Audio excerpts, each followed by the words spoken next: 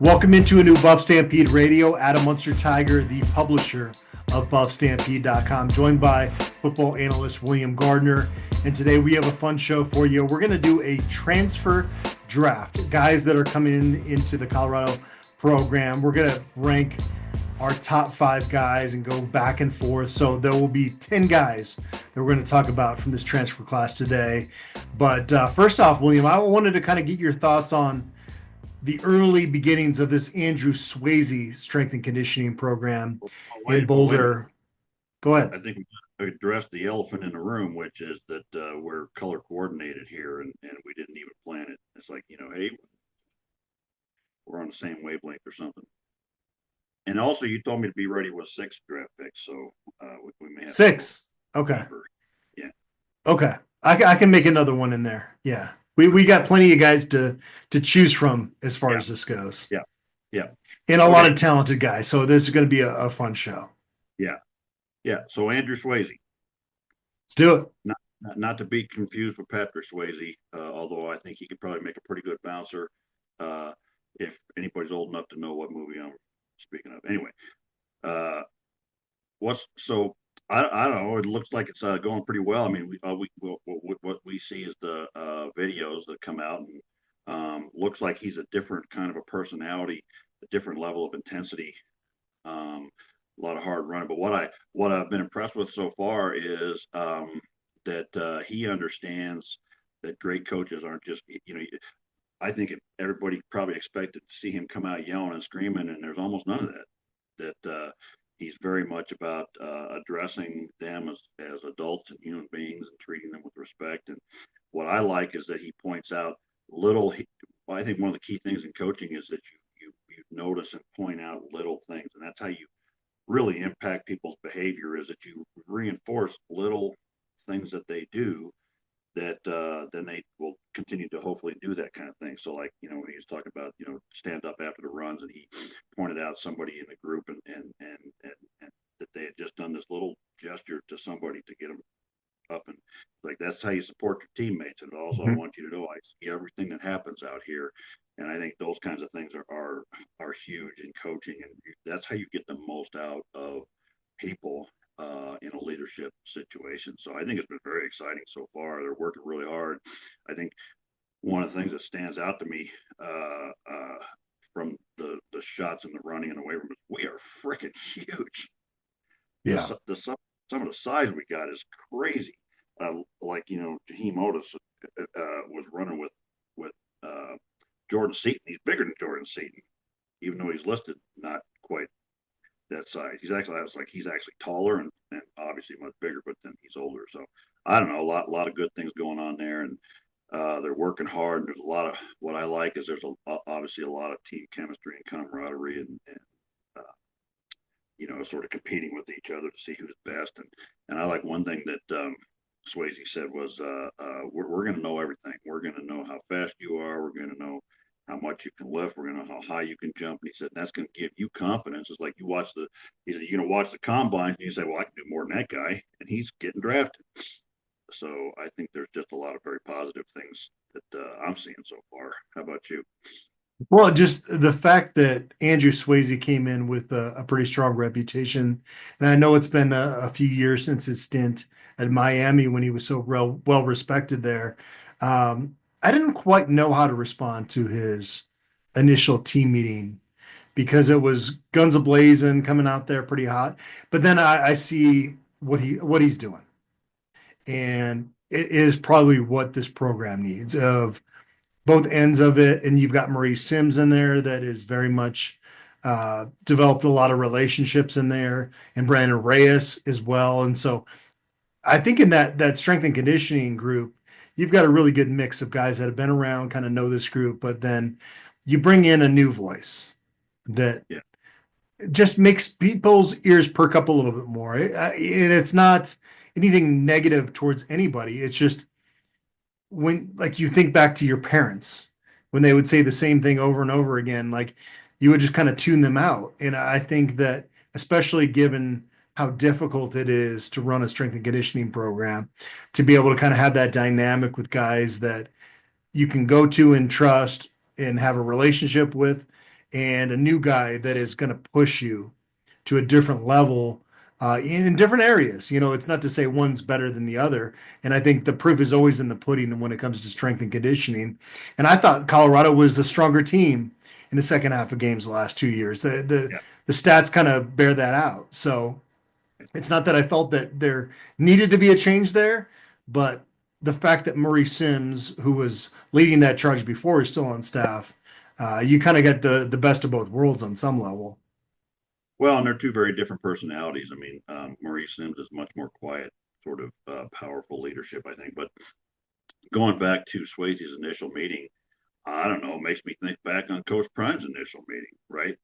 Which is, I'm gonna get you down, I'm gonna get your attention, and you want to sit here in the room and be complacent. You know, one of the principles of leadership I've always learned is that it's easy to dial it back. It ain't easy to dial it back up. Okay, so in other words, if you Mhm. start out, if you start out at 100%, 110%, you can always ratchet it down a little bit. But whatever you start people out at, it's hard to push it above that. So he came in to get their attention, just like Coach Prime came in and said, I'm bringing my own luggage and it's Louis. And if you don't want to be here, get the hell out. And so you get their attention right off the bat. And then it's always easier to be the nicer teacher after you've already been a hard ass, right? Yeah. Everybody in the room's like, hey, wow, okay. But he made a good point too. It's like, are you happy to be sitting here instead of playing in the playoffs? Because and I love what he said when he said, because if you are, you don't belong here.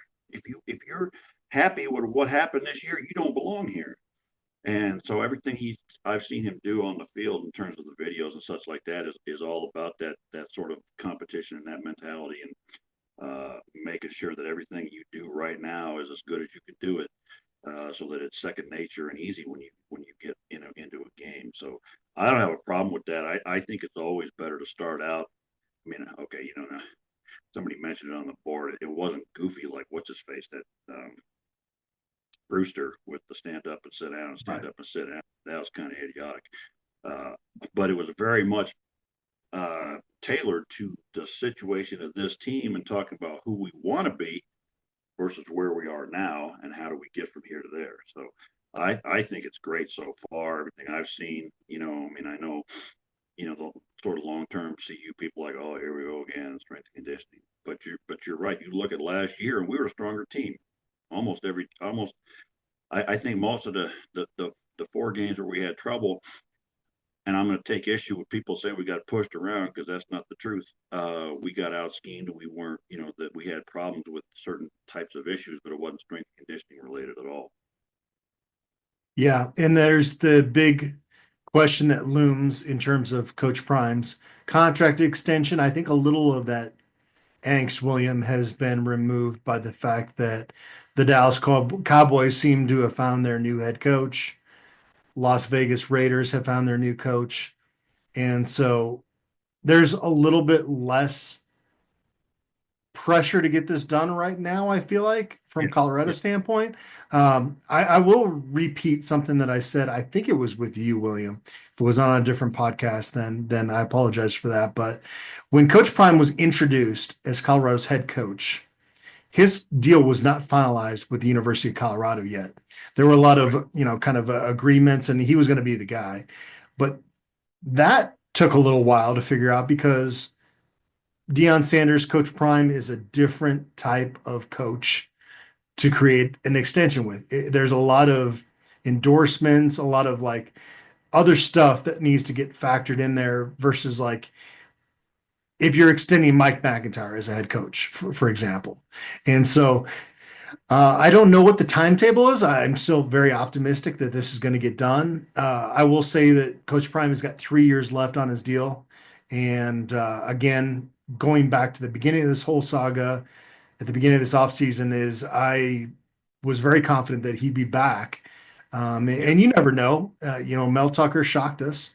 And so, like, there's that part of you that, as somebody covering Colorado or as a CU fan, you kind of have that angst, going back to that word about the situation. I think it's all going to work out, but don't let it keep you up at night. But it certainly is good to see those NFL coaching jobs get hired, right? Just from Well, I don't care about that so much. I mean, the thing is here, look, if you want to be at this level and you want to run with the big boys, then you better calm the hell down, man, because this is going to happen every damn year. If you got a coach that's winning 9 games a year and pushing to get into the playoffs every year and gets into the playoffs and what have you, people are going to come after him because people want that.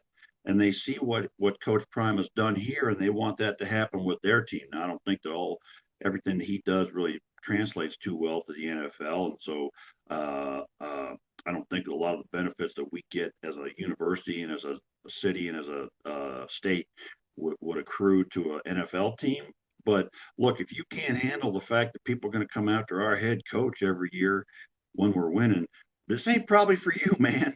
You know, I was telling you we could do a Star Wars podcast and we could have fun with that, but that's a lot less pressure, you know. And if you can't stand that they're coming after our coach, uh, I don't know what to tell you. This is going to get done, but it's also far more complex than the average head coach, both because, as you know, Coach Prime is a more complicated person, has his endorsements, he goes on TV, he has all these things have to be addressed in a contractual situation, right? Because who's paying for this? Who's paying for that? How much of this is on the university? How much is this connected with the university? What's allowed? What's not allowed? And if you don't address these things in your negotiations and your contract, then there are going to be problems down the road. And the other thing is that this is more complicated too because Coach Prime is a better coach, and he understands that not only is it his contract that matters, it's his assistant coaches' contracts, it's the money pool for contracts, it's the money pool for NIL. It's all the other things that they're going to do that the program's going to do so that he can get us to a championship level. So it's not just as simple as a regular contract, and they'll get it done when they get it done, and he'll be on the sidelines next season. And aside from that, stop asking because what the hell, man? It's like it's like a lot of things in life. I don't know what'll happen, but it'll happen. Now, like you point out, there's no guarantee. Hell, I just read a story about somebody killed by a piece of ice falling off an airplane. You can't predict that kind of crap, right? There's all kinds of things that could happen in any given day.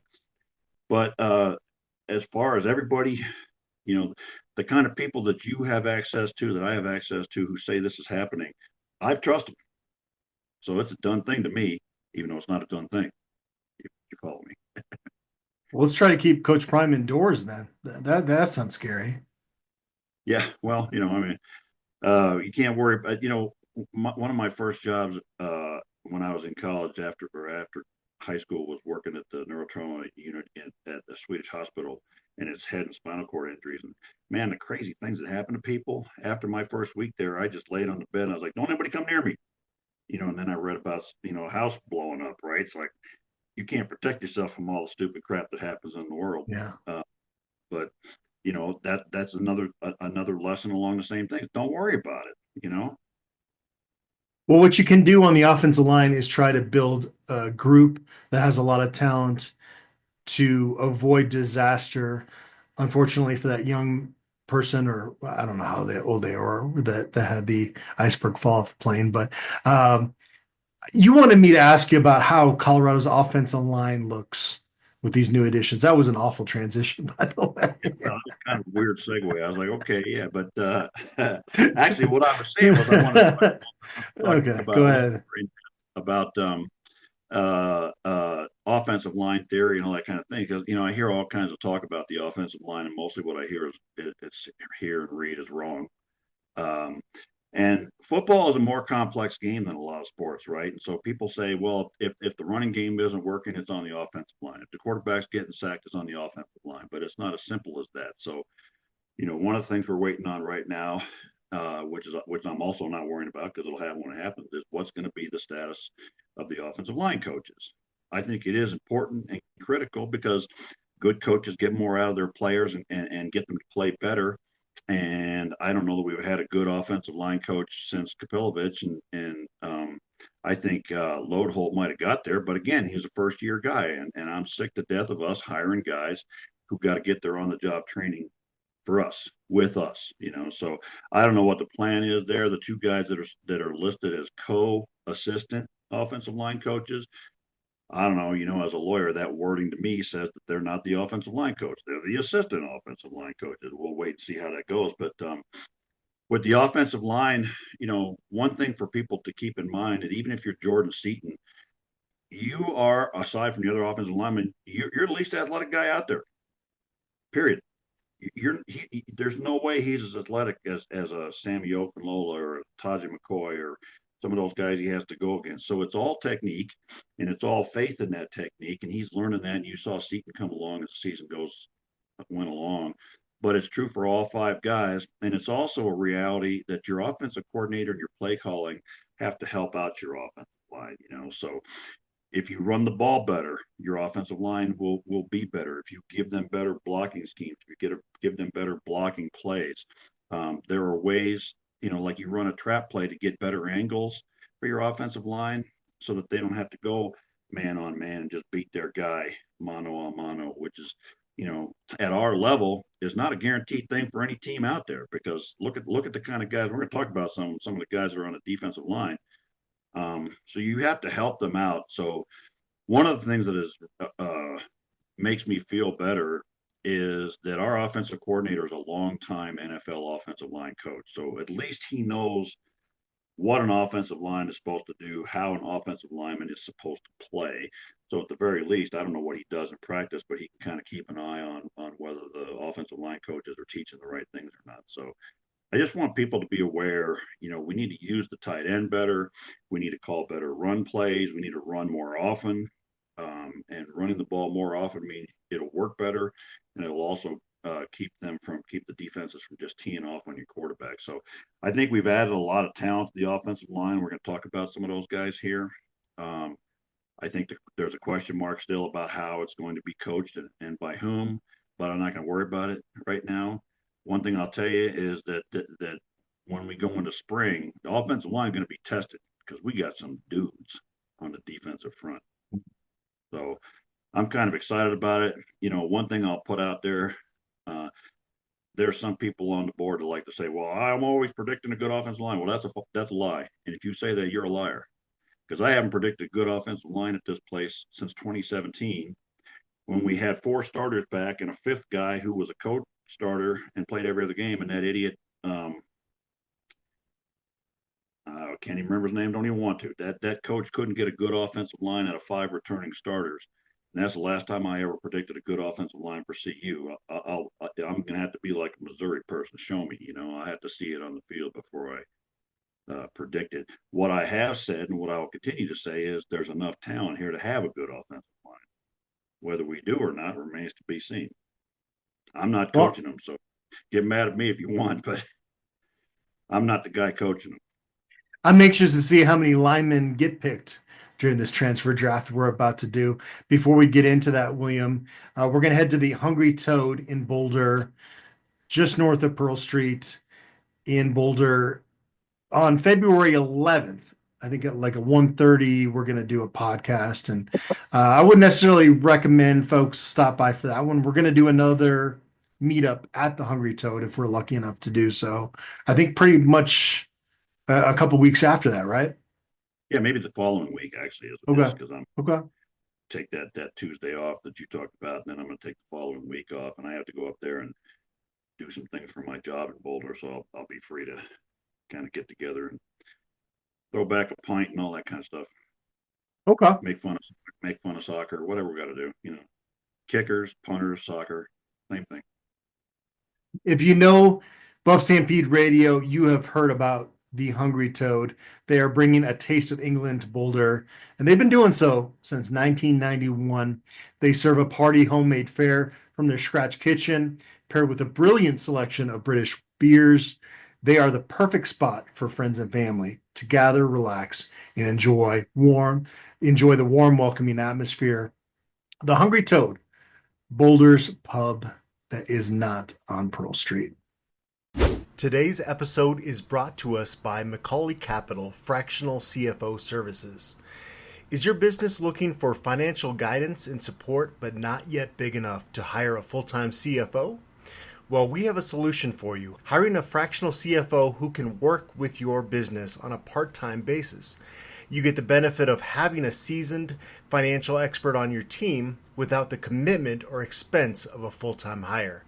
And here's the best part, it's likely that a partnership with Macaulay Capital will be a win win situation, meaning that your business will make more money from the guidance of a fractional CFO than the total cost of partnering with us. For more information or to set up a meeting, please visit McCauleyCapital.com. That's McCauley Capital.com. All right, William, let's get into this 2025 transfer draft. We did this podcast a year ago. It was pretty well received. We're not going to draft every guy that is committed to the Buffs as a transfer, but we're going to draft a lot of these guys that have come into the program. And I guess the question is, do you want heads or tails coming up for your coin toss here? I'll take tails. Heads or tails? No, It is. Do you see that there?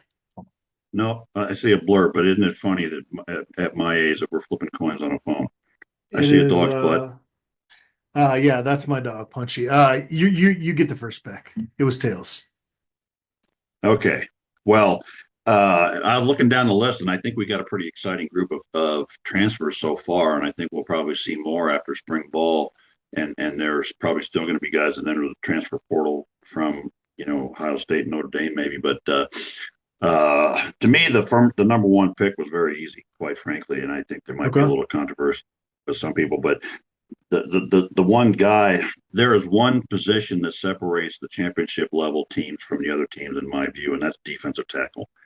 And Jaheim Otis is the kind of defensive tackle that puts teams into the final game of the playoffs. And at 6'5", 320, and like I mentioned earlier, I saw him out there on one of those videos, and he's actually bigger than Jordan Seaton, and he's just freaking huge. And I've seen some of him, some video tape of him playing at Alabama against SEC teams, and when he's on his game and not injured, he's just dominant. And a guy like that who can just toss around SEC offensive linemen and run and make tackles in the backfield, he will single-handedly change the face of games if he lives up to his potential.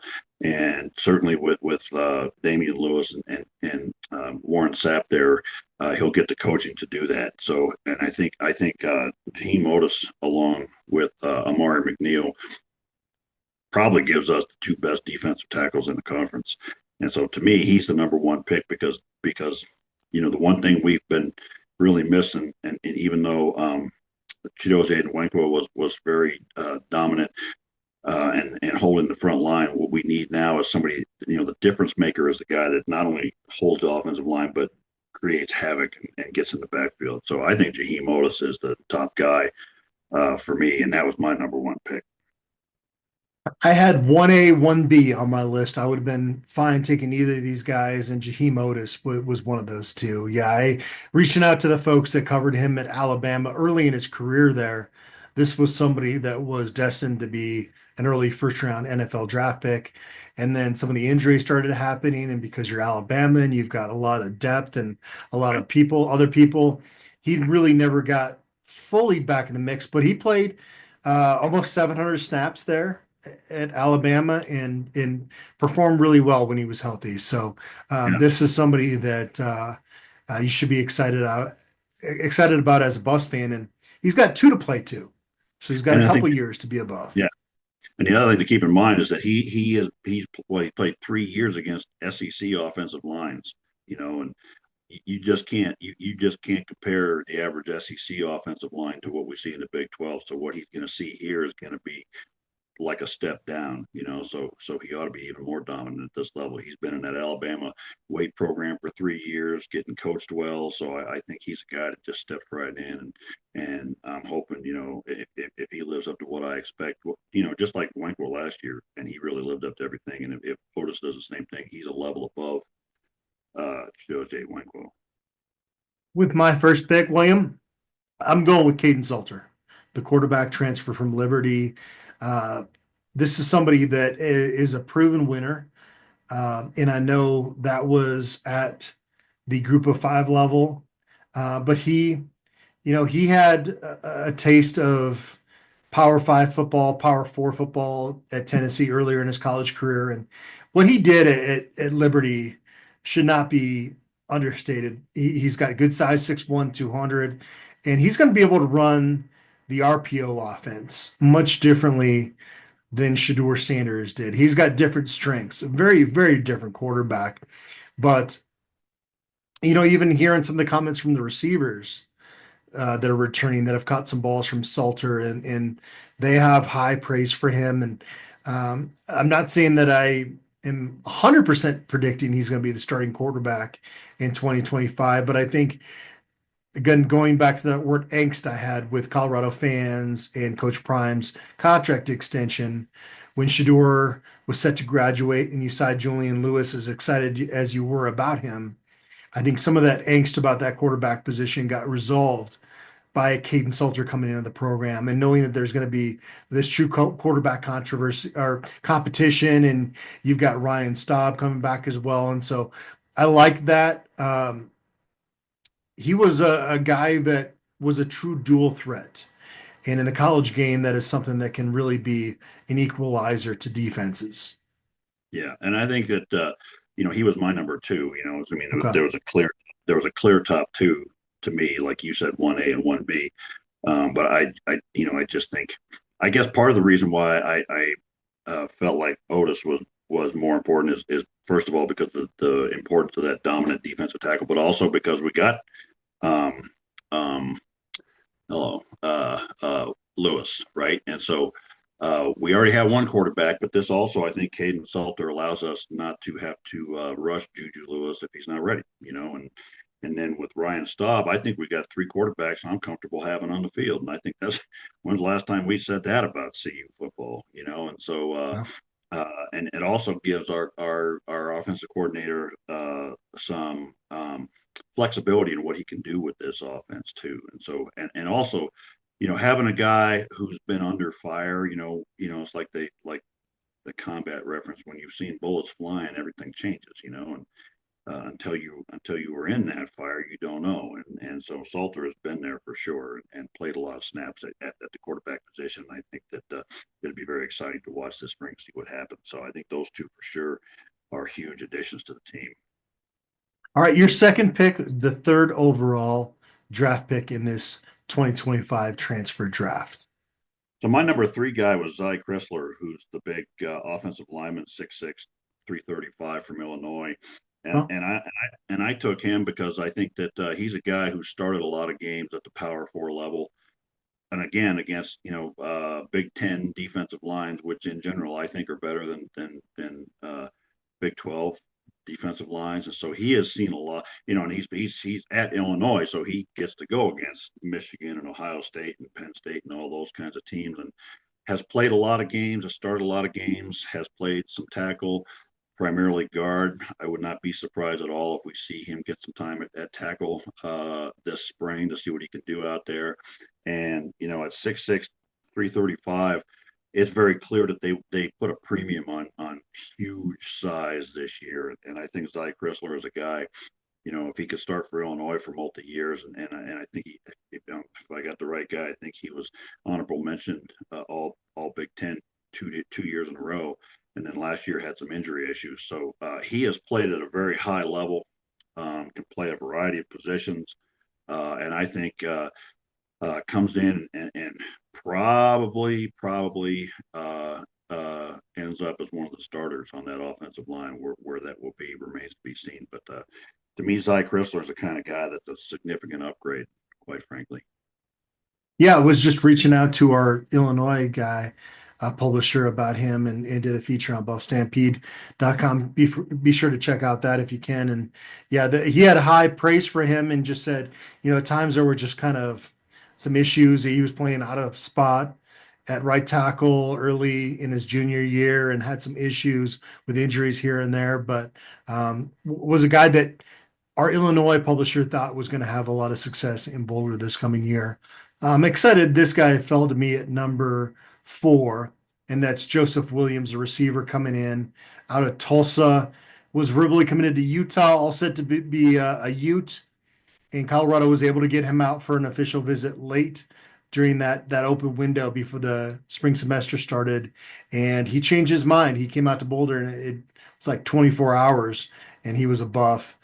He was somebody that really shined. 19.6 yards per catch average on 30 receptions as a true freshman with Tulsa, an AAC Freshman of the Year, a big target at 6'2", 195. Kind of fills in that role of what Will Sheppard did, but he comes in with four to play three. Arizona State were a couple other schools coming after him. And I guess a bigger talking point here, William, is I like Joseph Williams and what he is going to provide in terms of potential. This is a more developing group at receiver than we had last year. Yeah, Jimmy Horn, who was pretty established, LaJohntay Wester, who came in established. Obviously, Travis Hunter was established. Will Sheppard in the SEC. This coming year is going to be a little bit more kind of that younger movement at receiver. You do have Terrell Timmons in there as an upperclassman, but it's going to be Draylon Miller, Cam Michael, Joseph Williams, some of these younger guys that are going to be kind of Omari and Miller. They're going to be kind of the new group that takes over there at receiver. Now, I'm really excited to see how those guys come together. Yeah, and I had Williams at number 6, so he was in my group too. Okay. Anytime you say the Utes were in it, I feel like I got to say, did you say Ute? What is he? Ute? Ute? Did you say Ute? I'm sorry, you're on a Utes. Anyway, we make fun of the Utes, but I think you pretty much hit on all the things I was going to say. It's tempting to say because he's 6'2" that he fills that Will Sheppard role, and I'd written that down too. But I think he is a very different kind of a receiver. Okay. He's not that sort of, I don't know. He hadn't, at least I haven't seen it. He doesn't have as many years playing yet either as Will Sheppard did. Where you see those Right. kind of high point plays repeatedly, and he may end up being that guy. But I think that his talent and I don't know what it means, but every time I see one of those media the videos from the workouts, he's right there. He's always right there in the picture, which I don't know. Maybe that means he's gung ho and working hard. I don't know, but you always sort of see him, and so I'm excited to see him, what he brings to the team. And like you said, I think if Omari and Miller and who he's out there working out, he starts out as your top guy. You want to see what Timmons can do, and so it's going to be a different bunch of names, but I think the talent level could be just as good. All right. Where are you going with your number 5 pick or your third pick, number 5 overall? We're at 5. Okay, I'm on my 4. I don't know This is your third pick. It's the 5th overall pick. Okay, well, at my number 4 guy, I was staying with the offensive line, and that's Aki Ogunbiyi, which I probably slaughtered that. But here again, another guy at 6'4", 315, 320, who has played a lot of football at the Power 4 level, started quite a few games for Texas A&M, has been in, an SEC strength and conditioning program, SEC offensive line coaching for 4 years. And has played a lot of ball against much better defensive lines, quite frankly, than he's going to see in the Big 12. And I will be shocked if Ogunbiyi is one of those starting guards next year as well. And we're going to be a lot bigger, and I think we're going to be a lot more physical. And so, to me, you asked beforehand how many linemen we're going to see on this. Well, I'm not just favoring the line. I just think that these are the guys. We got to improve. What the hell? Anybody want to say otherwise? We got to get better on the offensive line. And I think Ogunbiyi and Chrysler are 2 huge, experienced Power 4 guys who are going to make a hell of a difference on this offensive line. So that's why I had him at my number 4. I guess I'd make him number 5 overall. But if we have him and Chrysler out there, and I imagine two guys that are both roughly 6'5", 320 or bigger. Well, you got the first off the bus guys. I'm going to stick with a different position here. I'm going to go linebacker Reginald Hughes from Jacksonville State as my third pick, the 6th overall pick of this draft. Comes over from Jacksonville State, but he had spent some time at Ole Miss, played in 12 games there, played at the JUCO level. He's been around. This is kind of my pick to be, we can all hope, the next Nikhai Hill-Green, right?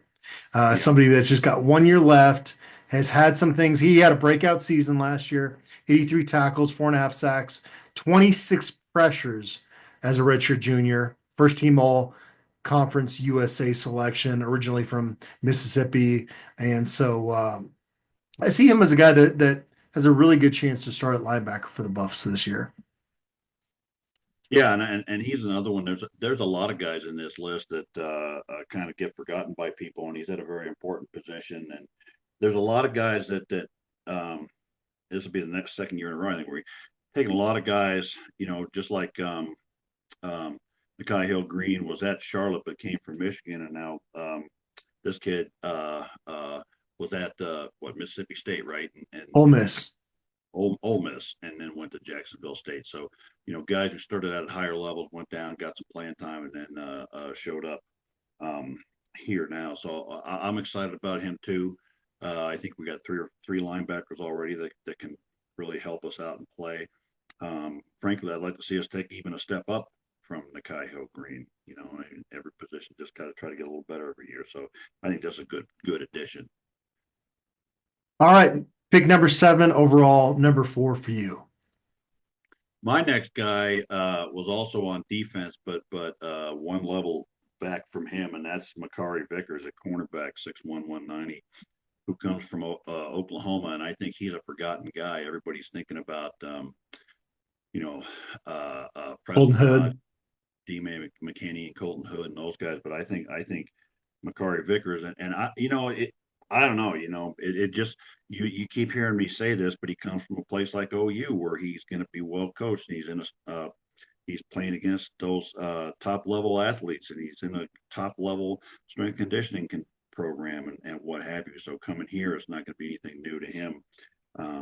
You bring players in from winning programs, and they know how to win. I mean, and they know that extra little bit of what it takes to be a championship level team, even if Oklahoma fell off a little bit. But so I think in terms of a guy who could fit in, he's 6'1", 190, so he's got great size. So a guy who can really fit in and help us in that secondary in a variety of different ways.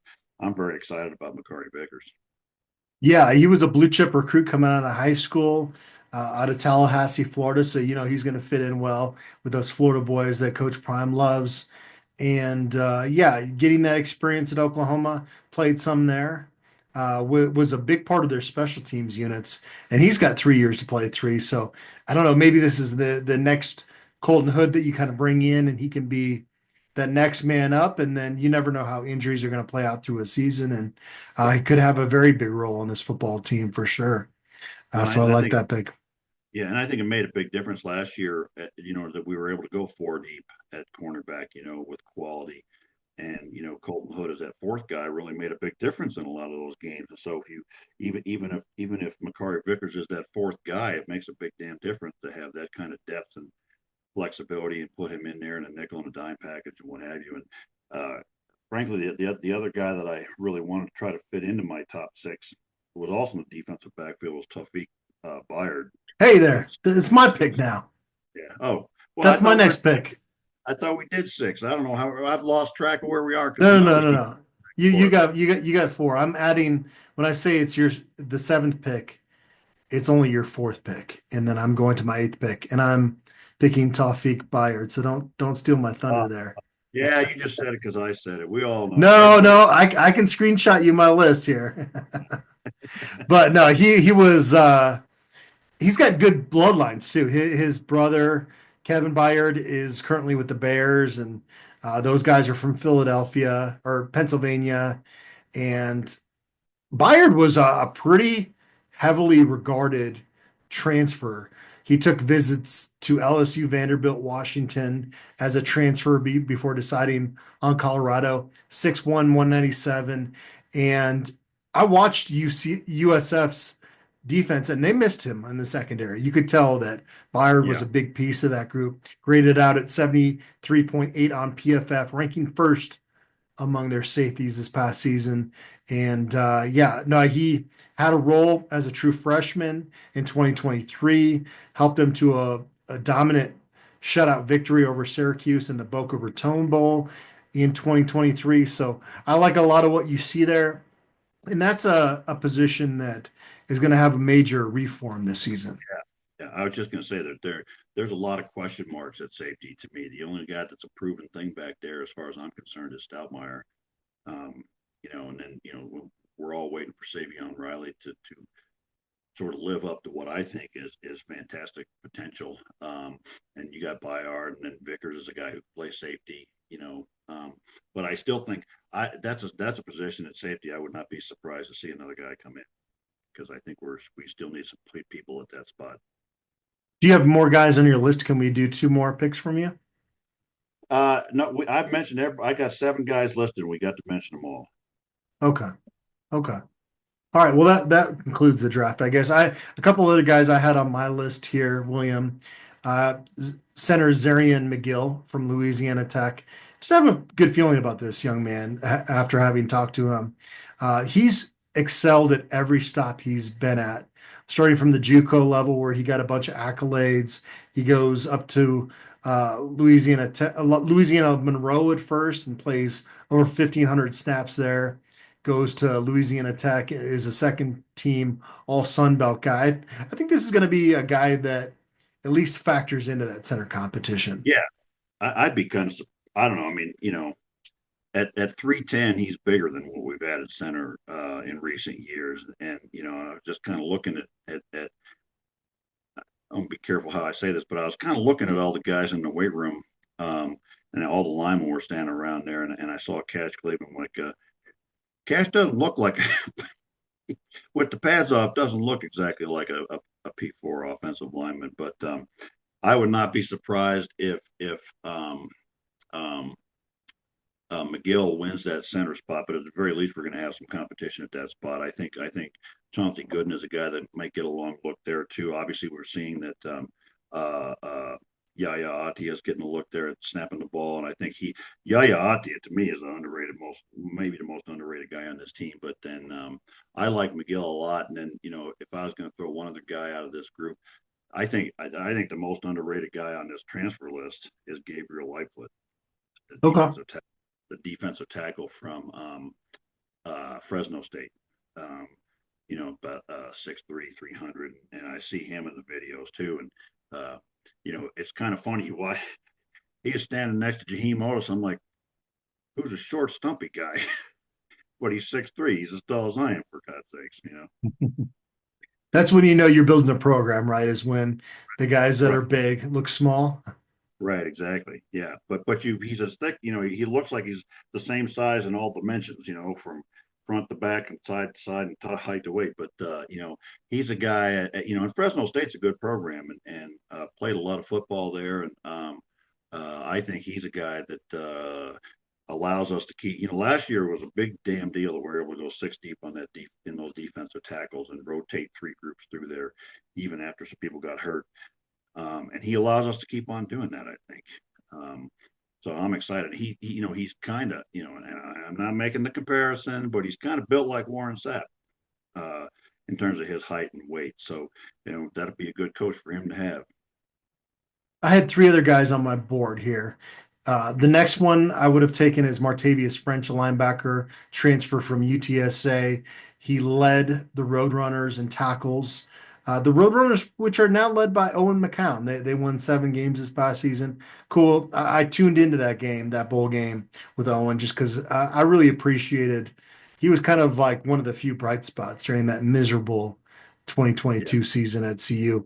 And French had 80 tackles with UTSA this past season. Also spent time at Tennessee early in his career at Hutchinson Community College. So kind of similar to Reginald Hughes. I feel like both those guys have got something to prove this last year of college eligibility.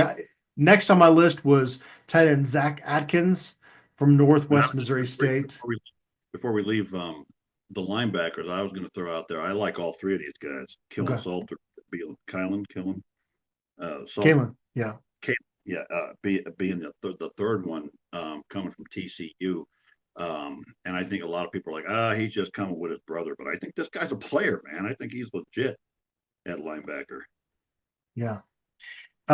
Any thoughts on Atkins? He was a guy that shows up to the Division II level and he's 190 pounds and doesn't really know where to fit in, and he just works his butt off. And I actually, I did an interview with him poolside when I was out in San Antonio, because you got to get these guys on the phone when you can.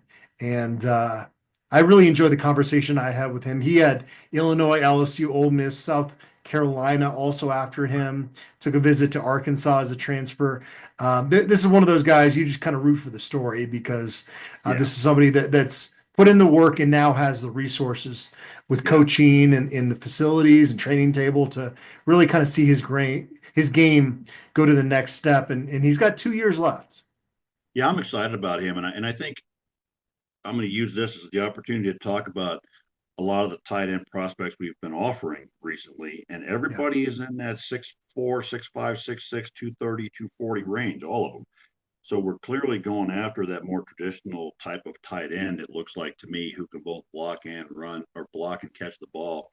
And you kind of, Zach Atkins, I think, fits right into that. And he's one of those he's one of those stories that just makes you love college football, because he Yeah. just put on that 50 pounds, and it's not just he's a fat guy. He just grew up, got Yeah. testosterone, and grew. I want to also say, I think Savell Smalls is a damn good tight end, and I think he really developed last year and showed a lot of things for us. And I think when he kind of got hurt, we weren't using him. But what I want to see from that tight end position is for Shermer to actually use them as tight ends, both blocking and receiving. Through the first half of the season, we were doing that because Smalls was doing great in the blocking and the run game was working. And then, he'd get at least one or two catches a game, and most of the time, Think back to the UCF game when they ran yeah, a lot of 11 personnel. right. And he was getting the first down. At least, I think there were like 4 or 5 games in a row where he had at least one first down catch. And so that's how you use tight end. If you got Dan Graham, then you use him differently. But we don't have that. But I think that Zach Atkins is a guy that fits right in there, and with Savell Smalls can let us go two tight end. And I hope we see that. Yeah. Whether it's tight, there's two on the line or H-back situation or whatever, but he lets us, let's have some flexibility. And I think this also goes back. All this ties in, man. So we go back to Caden Salter, right? And he allows us to do a different kind of thing on offense as well. And so now those tight ends can become more important. And we'll see what Shermer does with it all this spring. It'll be interesting. But I like him as well. I liked our draft here, William. Let's go recap. You took Jaheim Otis, Zy Chrysler on the offensive line, Aki Ogunbiyi on the offensive line as well. That's Salter number 2. Salter number no, that was me. Yeah, I'm reading off your guys. But he was my number 2 as well. Well, good for you, but you didn't get to you didn't get to take him.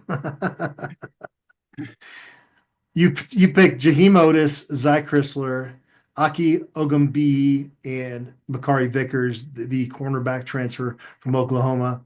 I took quarterback Caden Salter, receiver Joseph Williams, linebacker Reginald Hughes, and safety Tafik Bayard. And we will put this out to fans to see who picked the better group of transfers here. I got linemen, you didn't. Well, we're not building a team off this. Come on now. I do enjoy when we do our spring game transfer, like our spring game draft, where we got to take guys and we build up a whole roster. That's always been a fun deal. We should probably do this with the high school guys too, right? Pick our top 4 guys in the high school class. We actually have enough of those guys to be able to do a draft this year. Yeah, it's gonna be, and man, there's so much talent in that group. It's hard Yeah. to know who to pick at what. But that high school class, I think, is pretty loaded. Yeah. Well, this was a lot of fun, William. I had got a chance to go to Bill McCartney's Celebration of Life event this past week. That was a pretty cool event, aside from obviously the circumstances of it. But just to see so many forever buffs be able to get together in one area, it was a cool deal. And the Coach Prime was there, sitting second row with the whole football team there to his right, and so it was a cool event. Did you get a chance to tune into any of that? Yeah, I watched a lot of it, and I think it's Bill McCartney had such an impact on so many people in so many ways that you could have gone for 10 or 12 hours and still Yeah. had people getting up telling different stories.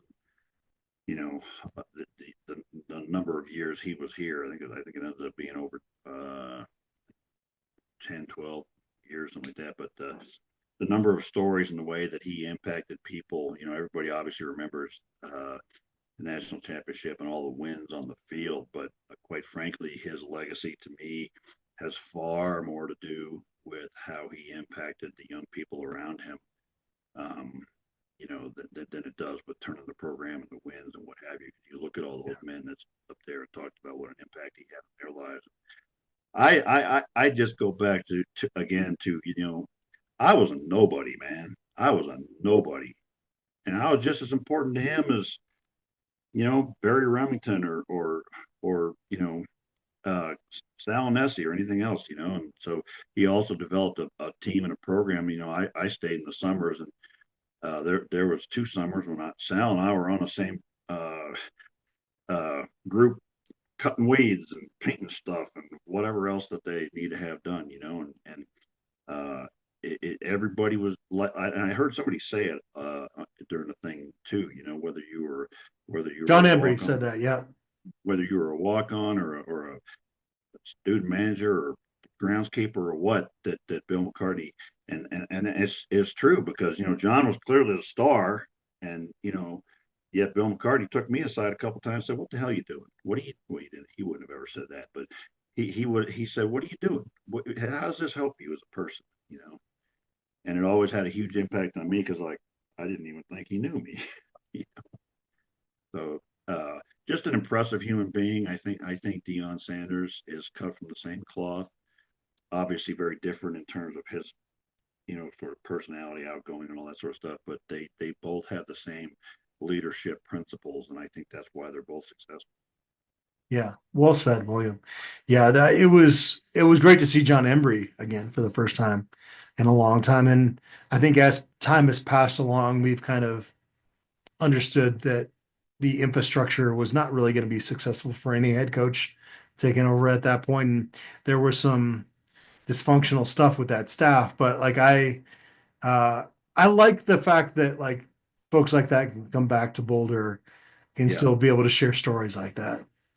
Well, one of the things that was fun at some point last year, I think, or maybe the year before, I don't know. Coach Prime was talking about. It must have been the first year, because Coach Prime was talking about all the guys that played at CU back under McCartney and everything. It's like, that was his era. When he graduated from Florida, 88 or 89, something like that. So he's right there at that same time, and so he knew all those guys and played against them and everything else. And he was talking about some of those guys playing against them and what have you. So that was kind of fun. To have him reminisce about that sort of thing. I mean, he's a guy. Coach Brown is another guy that, like, if you could sit down with him and hit him with a jolt of truth serum and say, "Tell me stories, man," you could just sit there for hours and just write it down. Great stuff, William. Well, I always appreciate these podcasts. Appreciate you for taking time out. We did our transfer draft. Now we gotta gear up for our high school signing draft here, I think, on our next show. Yeah, sound good? Fun. Yeah, you All got it. right. Well, I appreciate you, and I appreciate everybody out there for tuning in.